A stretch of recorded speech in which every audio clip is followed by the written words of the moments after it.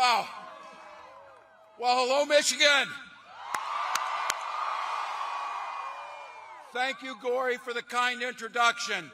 And how about the incredible Maggie Rogers? Maggie Rogers says vote, people.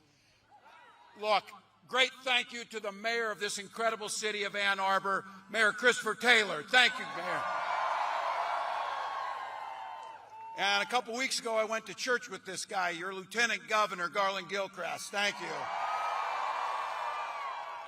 And there's not much I need to say. Someone I served with who just simply gets shit done in Debbie Dingle. So thank you, Debbie Dingle. Well, it's great to be in Wolverine country. Last time I was here, you were beating my Gophers, so thank you very much. I know. Look, I know on November 5th, I learned it while I was over here what Michigan's going to do. Let's go!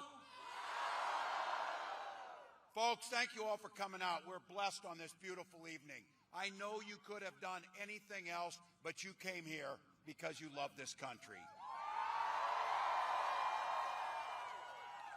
8 days till the election. And our team is running like everything's on the line because everything's on the line. But here's the good news. If you're feeling any of that anxiety, any of that nervousness, any of that worry, we've got the solution for you. Get out there and vote for Kamala Harris. I know, I did it last Wednesday with my son who voted the first time, and it works. It works. I am so honored when she asked me to be on this ticket with her.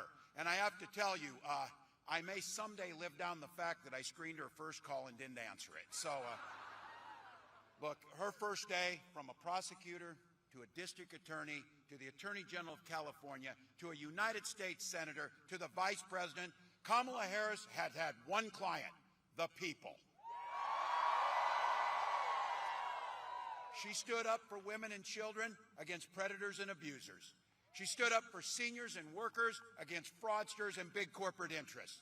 And she stood up for families and communities and took on transnational gangs and traffickers. She talks about this. Kamala's mother taught her something. When you see something wrong, don't complain about it. Do something about it. That's exactly what she's always done. And that's exactly what she'll do as your next president. Look, Kamala and I are offering a new way forward where we lower costs for working class people and middle class folks. And everyone gets an opportunity to get ahead, not just get by. She has a vision of an opportunity for all and freedom for everyone. Now look, I know some of you are here and we got a pretty young crowd. It's a good thing, but there's some gray hairs in here. You can remember when the Republican Party actually used to talk about freedom and mean it. Turns out that this group means that their government is free to invade your office, your library, your bedroom. Look, I've talked about it. I know you got it in Michigan. It's a Minnesota thing, golden rule. Mind your own damn business and we'll get along better. We'll get along fine.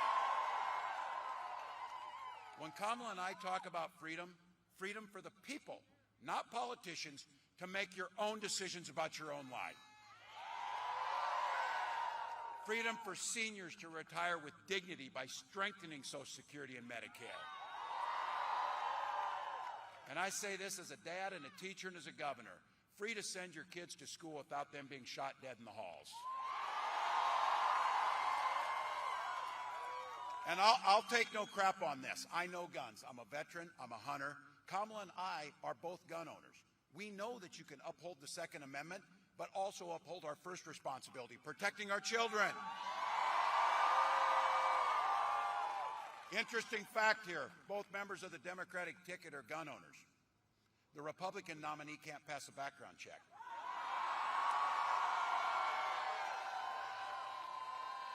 Let's be very clear. The most basic freedom. When we talk about freedom, Kamala Harris and I mean the freedom for every woman to make decisions about her body without government interference. And these folks aren't done yet. I mean fertility treatments too. And there's so many of us out there having to talk personally. If you've never gone through the hell of infertility, I guarantee you know somebody who has. It took Gwen and I years to finally have the daughter that we had. When she was born, we named her Hope. And she and her brother Gus are our whole life. That's what this election is about.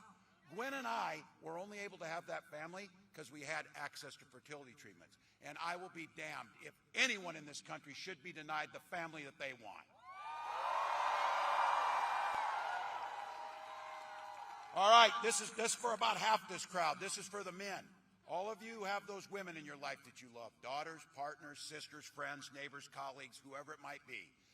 Their lives are at stake in this election. Be very clear about that. And be very clear about this. When Congress restores the right to choose, making Roe the law of the land, Kamala Harris will proudly sign it into law.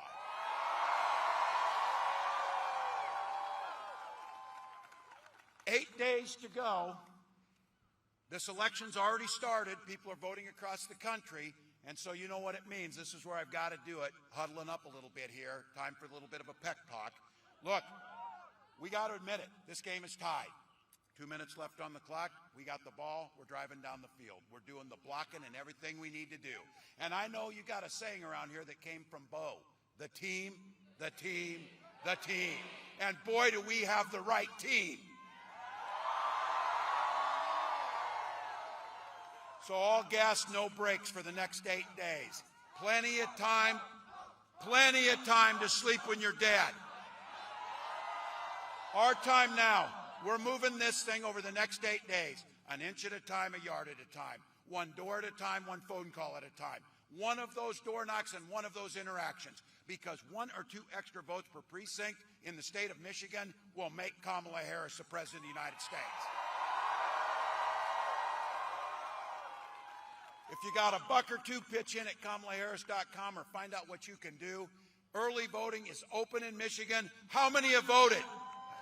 Yes.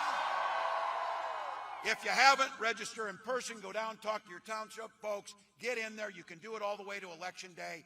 As Maggie said, visit iwillvote.mi. Ann Arbor, this is it. Leave it all on the field. Leave it all on the field. When you're old and gray like me and you're sitting on the porch and you're rocking in that chair and your grandchildren asked you, what did you do in 2024 to save this democracy? And you're going to be able to tell them every damn thing you could. Every damn thing you could. So Michigan, let's put that in terms you know. We'll tell them this. Let's go. Let's go. Let's go. Please welcome the next President of the United States, Kamala Harris.